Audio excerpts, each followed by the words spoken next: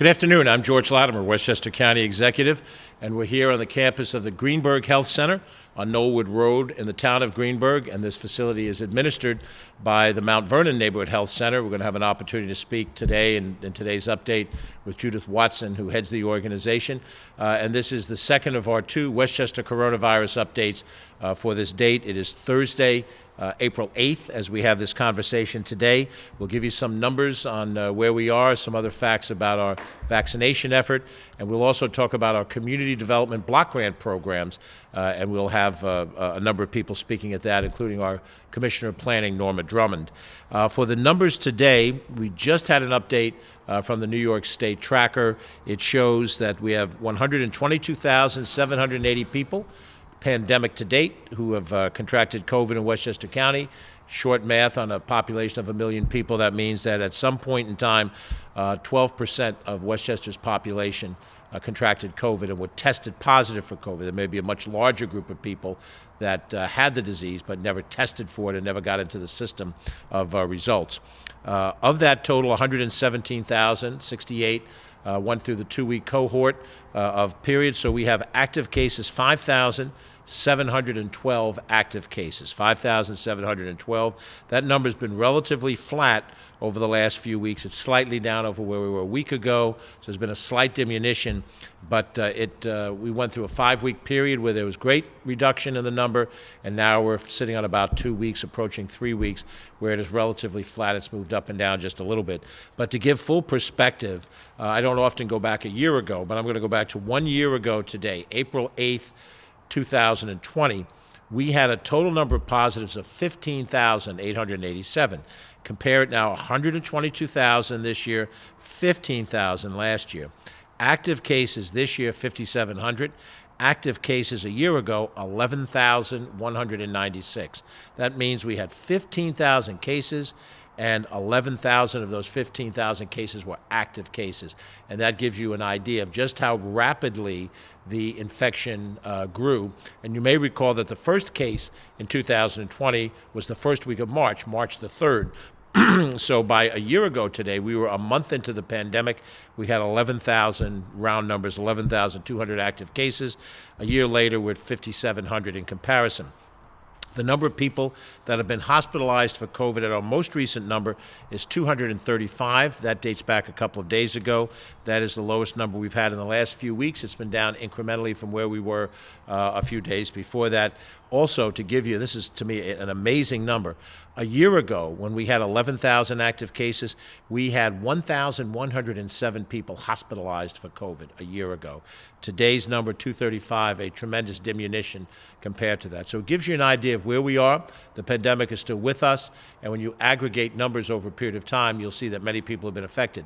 But where we are today versus where we were a year ago today is dramatically different, even though there's still active cases out there and there's still people that are testing positive for coronavirus. The number of fatalities overnight, we had 2 fatalities. That brings our total to 2,221 Westchester residents who have lost their life due to COVID.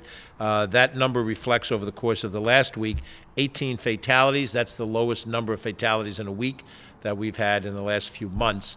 We had been in the 20s and the 30s previously. I always mention this every single time. Every death is not a statistic, it's a human being.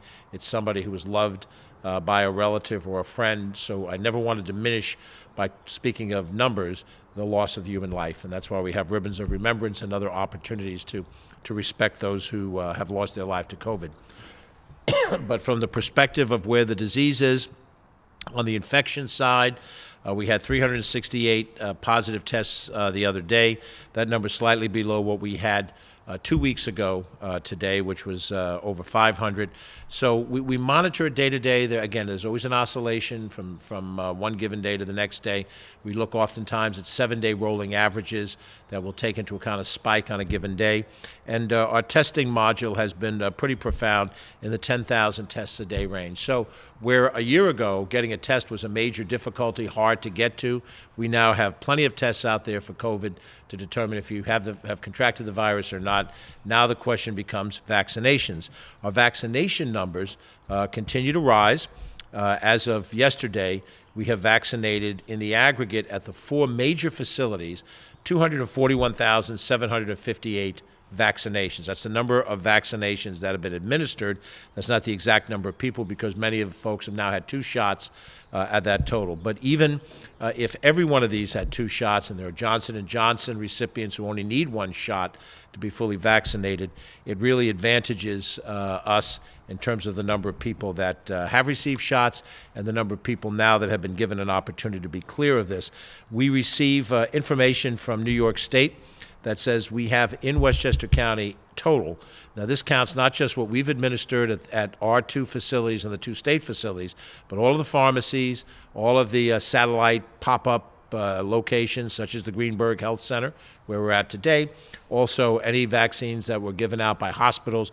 In the aggregate, 244,000 Westchester residents have completed their vaccine series. They have received both shots, if it's Pfizer or Moderna, or their individual shot, if it's Johnson & Johnson. The math tells you that's 24.5% of the population of Westchester County now has gotten both doses.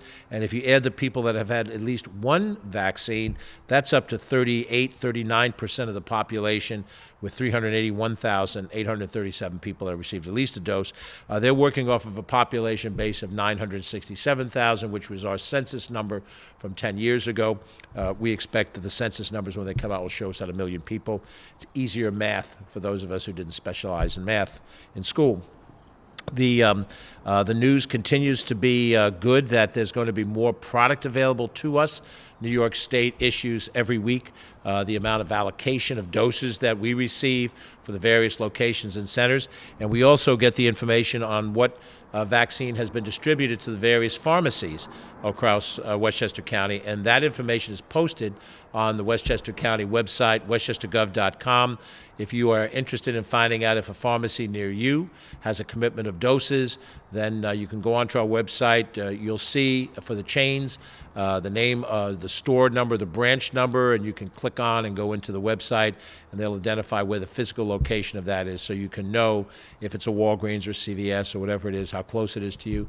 And many independent pharmacies are also being given doses directly by the state government, and some directly by the federal government. So the vaccine combination of what we're doing from the county and state resources, that's the 241,000 total vaccines administered number, and what's happening in the pharmacies, which is fairly robust, and the satellites, is getting Westchester residents very close to the 40% level of vaccination. We're hopeful that as we go through the rest of April, go through the month of May, we'll exceed 50% of Westchester residents vaccinated, and that number will rise. And that has been made more easy now by the state that has lifted any restrictions on vaccinations now. So if you are age 16 or over, you're eligible for vaccination. There's no question about your employment. There's no question about your underlying health. You don't need to prove any of those things.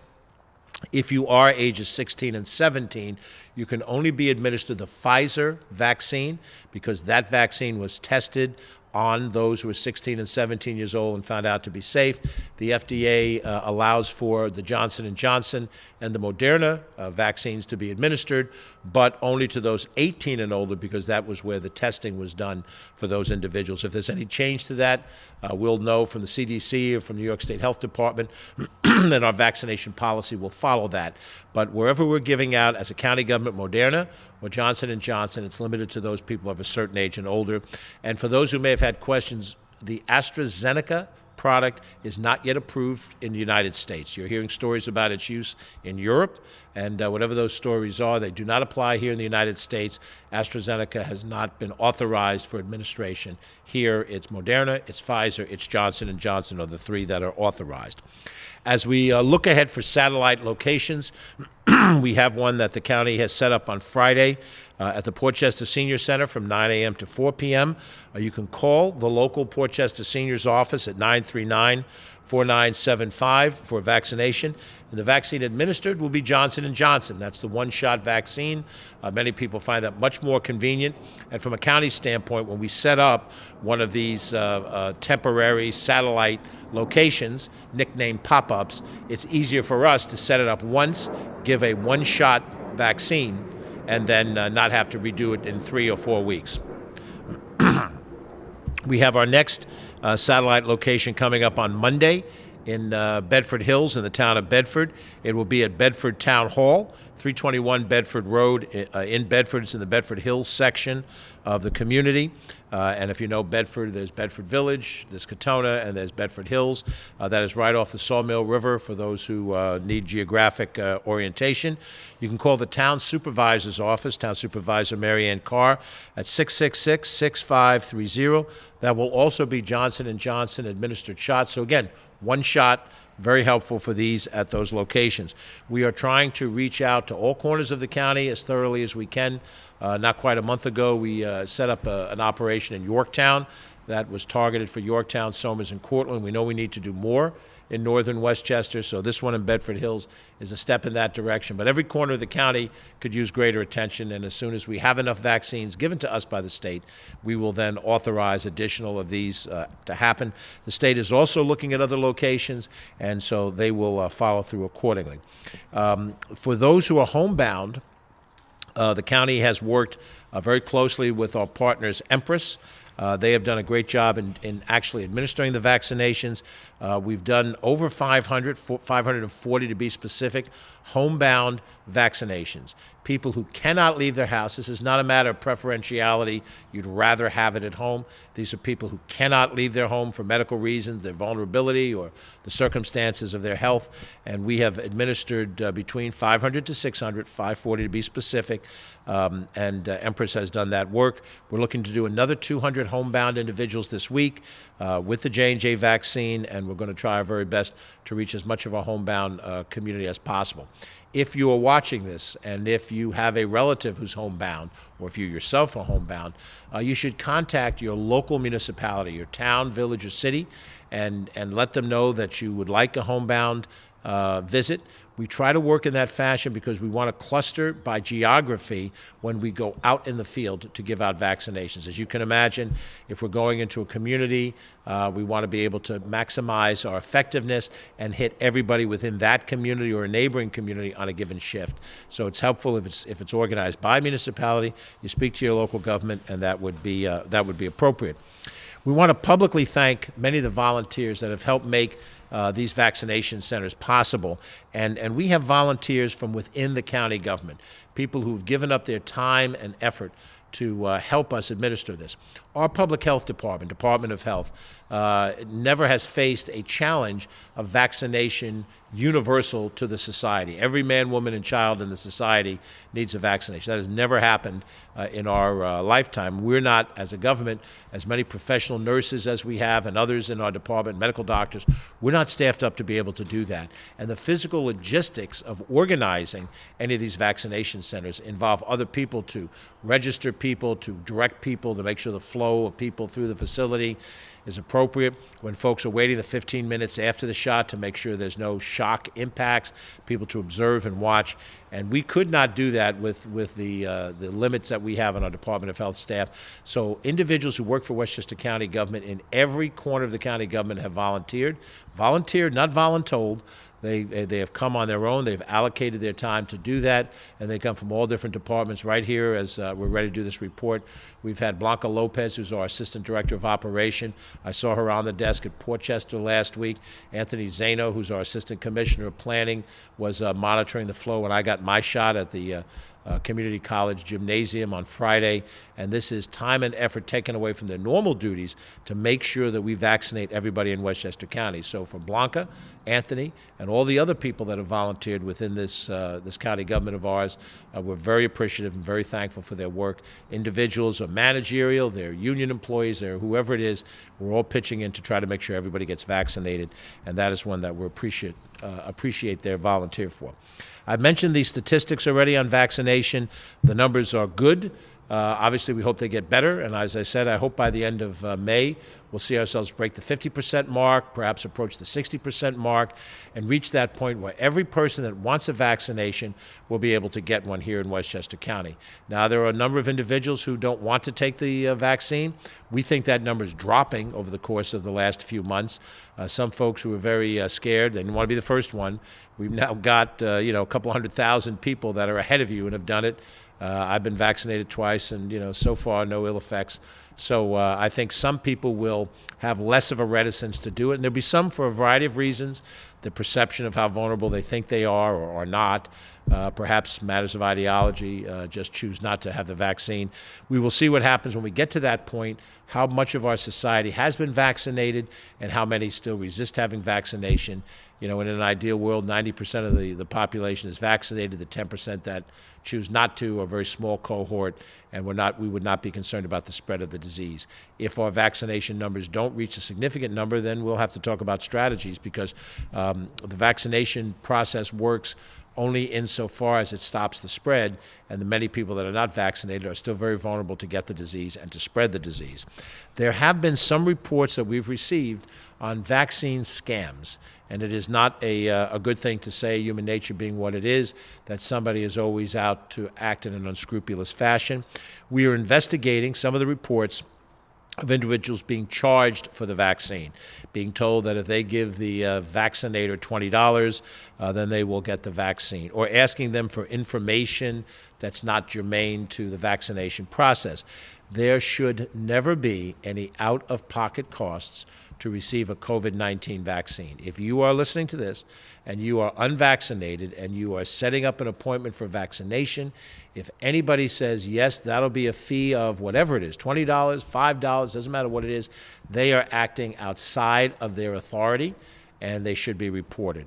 And we will correct people who are in situations if they don't understand what the policy is, and certainly if they're willfully trying to skirt the policy to put money in their pocket, we find that objectionable, and we'll take appropriate action.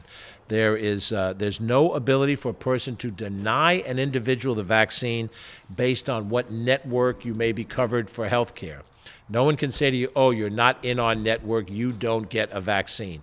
If all you're seeking in the particular interaction is the administration of a COVID-19 vaccine, you should be given that vaccine now. It's universal, 16 age and older, and it's universal, and it's universal without cost. The federal government is paying the cost directly to the manufacturers of these vaccines. There's no other office fee. There's no other medical services that can be tied to this. You're not to be asked questions about your Social Security number or things that would put you in somebody's database. New York State has a database that has to be completed, and that is the only information that's required. And my experience is it's very general information. Your date of birth is always one of the facts that are needed, but everything else, address, phone number, reasons to contact you if there's a reason to contact you. Any of these violations, you can certainly report it to the federal authorities. We encourage you to report it to the county health department at 813-5000, 813-5000. Be as specific as you can. Where you administered, where was the shot administered to you, what time and day it was, so we can track who the individual inoculator might be, and if you have any kind of documentation that shows that you paid money for this vaccination would be very important. We will certainly try to get a refund where we can, but we don't want to be scammed on either end of this process. We're trying to make sure we root out people who may not be following the rules and taking advantage of people in a stressful moment. All of us are under a lot of stress for this last year, everybody in this society. You might look calm on the outside, or you might be more frantic. Whatever you are, we're all under stress. And we don't want anybody to take advantage of that. When people of a certain age want to get that shot, they feel it's their lifeline to health, it's their lifeline to having more of a normal life, and in that moment of vulnerability, it's reprehensible that somebody would take advantage of that for financial gain. So we're going to do everything we can to stop that. Now, I've got a couple of speakers who I'm going to bring up here in a second as we talk about the non-COVID related topic of the day, and that is CDBG Week. Now, we know that governments are deeply into acronyms, and if we can turn whole words out of the acronyms, there's a federal program that underwrites housing, and the initials are turned into Fannie Mae as if it's somebody's name, and we just use those acronyms as inside baseball. But CDBG Week refers to the Community Development Block Grant Program. It is a federal grant program of the United States Department of Housing and Urban Development. It provides funds to states, cities, and urban counties for neighborhood improvements and services that benefit low and moderate income individuals. There's a whole history behind the CDBG program. It was established in 1976. And here in Westchester County, we used a consortium of the smaller communities of Westchester County to obtain grants through the CDBG program. The larger cities of Westchester County, Yonkers, Mount Vernon, New Rochelle, White Plains, were eligible to bid on their own for CDBG money, did not go through the county. But the county created this consortium a number of years ago to help the smaller communities, which don't necessarily have the grantsmanship at fingertip in a smaller government, but there are still legitimate needs that can be satisfied through those organizations. The consortium was dissolved for about 5 years or so. Earlier in the decade of the teens, there was a major dispute between the then county government administration and the federal government, so they discontinued Westchester's participation in the program. When our administration came in 2018, we saw this as a vital lifeline for small communities to access federal money, and so we reestablished that consortium. And it's one thing to say, as county executive, I want us to reestablish the consortium. It's another thing entirely for people who work day to day to figure out how are we going to go back to 20, 25, 30 communities, reconvince them that the county is sincere about this, and to go through the actions with the federal government in order to accomplish that. And the benefits of it are standing right behind me. Greenberg Neighborhood Health Center received a CDBG grant for the purchase of this 7-passenger handicapped vehicle. It provides transportation for low and moderate income persons for their health-related appointments, and you need to have transportation for people that do not have their own independent transportation. So I'd like to bring up our Commissioner of Planning, Norma Drummond, who's been with the county for many years. She's worked in other administrations. I'm very happy to say that I was able to promote her to the position of Commissioner of the department and have her talk a little bit about the CDBG program. And with her, I also ask Judith to join us as well. And Judith is the, I guess, do we call you President and CEO? CEO will do. We can come up with Your Excellency. There's a lot of titles we can use. That would be appropriate. But Judith Watson has really done a terrific job administering the Mount Vernon Neighborhood Health Center down on East 4th Street in Mount Vernon. They have taken over for a number of years the management of the Greenberg Health Center. And so both Norma and Judith will share some of their experience in the benefits of the CDBG program. So Norma Drummond and Judith Watson, please join me here. I'll step off camera. Good afternoon. It's a pleasure to be here at the Greenberg Neighborhood Health Center. As the county executive mentioned, bringing back this community development block grant program was really important, not just because it enables us to be able to help the municipalities make improvements and undertake projects that they don't necessarily have the resources for, but because of the people who really get to benefit from the services and the projects that we provide. I'll let Judith talk about specifically the van and the services here at the Neighborhood Health Center, but even close by here, within a couple of miles, we've now redone the DeLuca Park in the village of Elmsford, and we've also provided a van to the town of Greenberg for them to be able to provide transportation for their senior citizens and their youth to be able to get to their community programs as well. So close by, it's an important program for us throughout the consortium and throughout the county to be able to provide these services. Just the 3 years alone, 2019, 20, and now 2021, the CDBG program has brought $11.5 million to Westchester County's, the 30 municipalities that have rejoined the consortium. So that's an incredible amount of money, but more importantly, those dollars, those federal dollars, are now leveraging another $5.5 to $6.5 million of other resources locally, donations, other grants that the municipalities and the nonprofits have been able to get. So it means a lot of investment to the county and a lot of undertaking of projects that are really happening all over. So I will let Judith take over and talk more specifically about the Greenberg Neighborhood Health Center.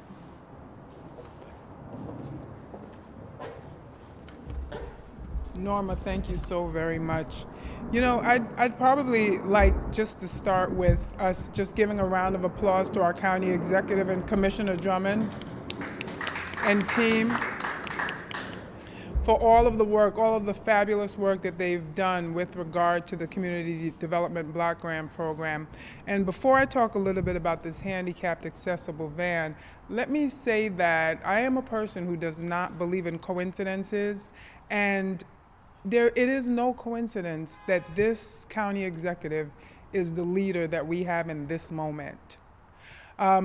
We could not have gotten through this past 13 months? It feels like 18 months without his leadership and the support of the team that's around him. So let me just say thank you so much, County Executive Latimer, for everything that you've done. You get up every day and you present, and it seems very calm, cool, and collected. However, I am on the ground with you, boots on the ground, and I understand what is happening and how much work is involved and how exhausted everyone is. So again, thank you very much for your leadership. Now, with regard to the Mount Vernon Neighborhood Health Center, we're a federally qualified community health center that's comprised of 8 locations. Here at the Greenberg Health Center, our Mount Vernon location, which is our main location, the Yonkers Health Center, we have a few school-based health centers in Mount Vernon, and we also manage the Coachman Family Center as well as the Grasslands Homeless Shelter, in addition to a site on Lake Street here in White Plains. So 8 sites, federally qualified community health center. And we have prepared for this moment for the past 50 years. 50 years we've been providing care. We've been the safety net provider to folks who are predominantly low income and moderate income here in wealthy Westchester County. And so whether it be primary care, oral or dental health care services, behavioral health care services, many specialty services, we are the one-stop shop for folks of all ages here in the county of Westchester. And if you don't take anything away from anything I said today, understand that we provide health care services regardless of immigration status and regardless of ability to pay. Let me say that again, regardless of immigration status and regardless of ability to pay. So there is no one here in the county of Westchester that has any excuse to say, I don't have insurance, I can't get health care. You can indeed receive quality health care at any one of our federally qualified community health center sites. That said, Norma, let me recognize you and your team for all of the wonderful work you've done around community development block grant. Anthony Zano, I've worked very closely with over the years, and I guess we're all dating ourselves here with regard to age. We've been around a long time, most of us. So let me congratulate you and thank you for all of the work you've done. I'd be remiss if I didn't discuss Lloyd, if I didn't recognize Lloyd Court, who's the chairman of the CDBG Advisory Committee here in Greenberg. He's been extremely supportive, as has Winsome Gordon, the grant writer here in I'm in Mount Vernon. I'm in Greenberg, not Mount Vernon, right? I'd be remiss if I didn't recognize him, and also Paul Finder, the Greenberg Town Supervisor. Now, let me end with this. When we were approached to apply for community development grant funding, it was because we needed a handicapped accessible van. So I talked a little bit about the services that we provide at the health center, but what I didn't say is that there are issues that prevent folks, low and moderate income folks, from accessing those services, transportation being one. Enter this gorgeous handicapped accessible van that we received funding, community development, and I don't use acronyms, right? Community development block grant funding to purchase this handicapped accessible van. Now, when we applied, it was just to transport our patients, many of whom are wheelchair bound, to the health center. We had no idea that we were going to be hit with COVID and were in dire need of transportation to bring in not only health center patients, but other patients, to bring them here bring them all around, frankly, but specifically here in Greenberg, to be either tested for COVID or to receive their vaccination. So again, as I started out with, there are no coincidences, and we are truly, truly grateful to you all for providing the funding for this beautiful handicapped accessible van for our Greenberg Health Center residents. Thank you.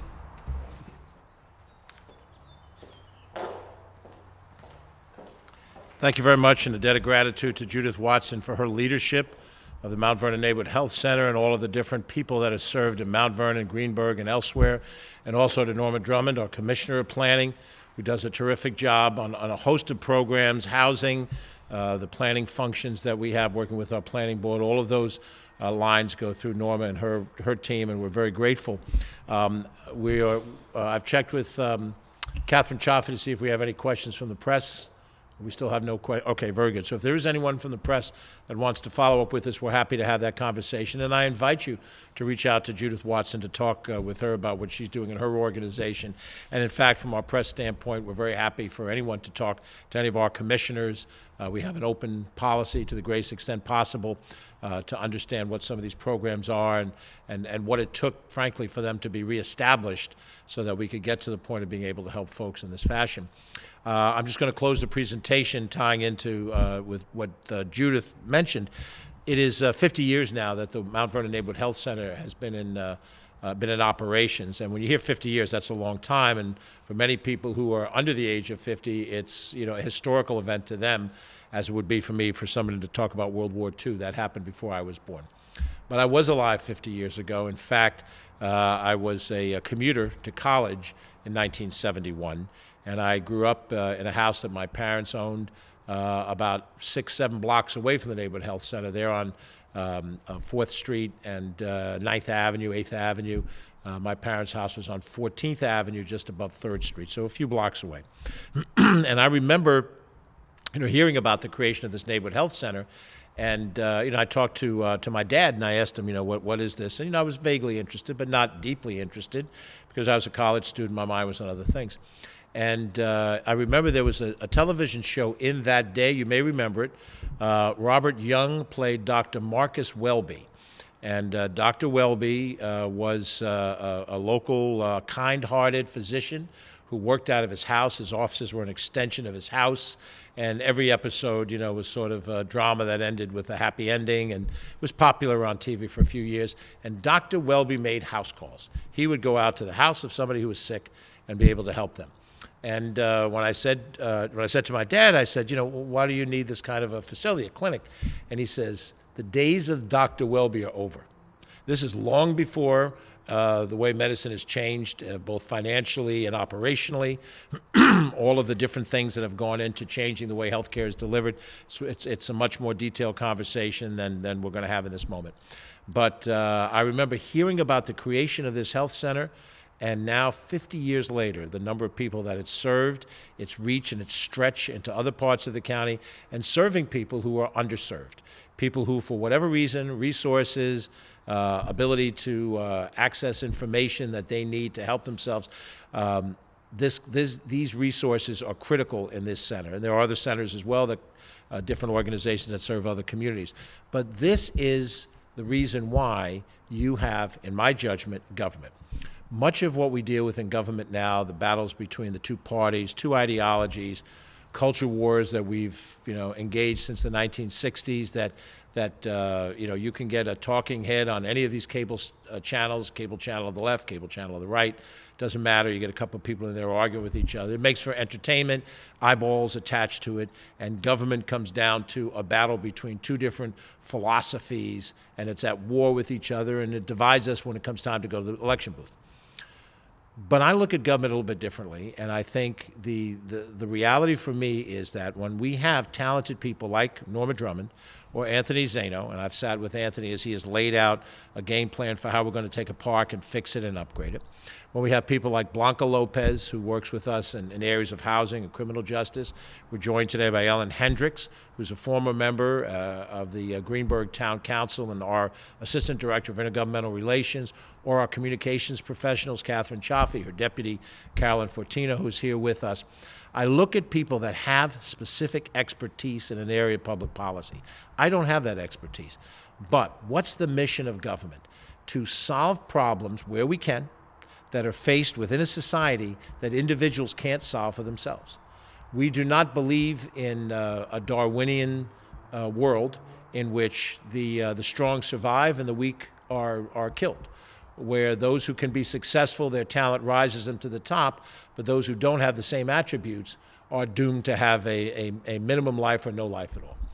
We want successful people to succeed, but we want people that may not have the same attributes to at least have a baseline of living that makes sense. And you have to work.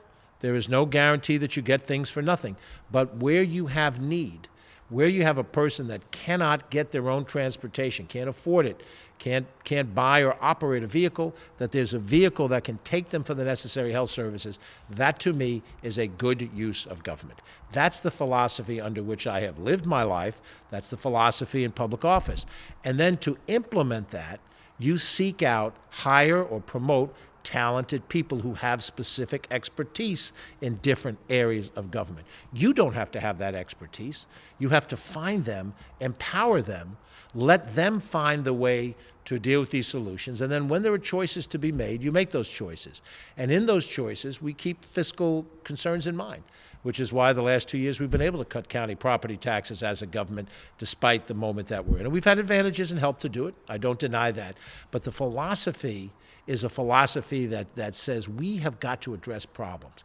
And why do I believe that? Because I was once a kid on the south side of Mount Vernon that understood the need of the neighborhood that I grew up in, the need that's being addressed by the Mount Vernon Neighborhood Health Center, and I might add, here in the Fairview section along Manhattan Avenue, the need that's expressed in the Fairview section, the need that's expressed on Ferris Avenue and on South Lexington Avenue in the city of White Plains, the need that's expressed on Westchester Avenue and North and South Main Street and Paningo Street in the village of Portchester, the need that's expressed in Beekman Avenue in Sleepy Hollow, the need that's expressed on Division Street in Peekskill. In community after community in this county, there is need, and we try to figure out how to address it.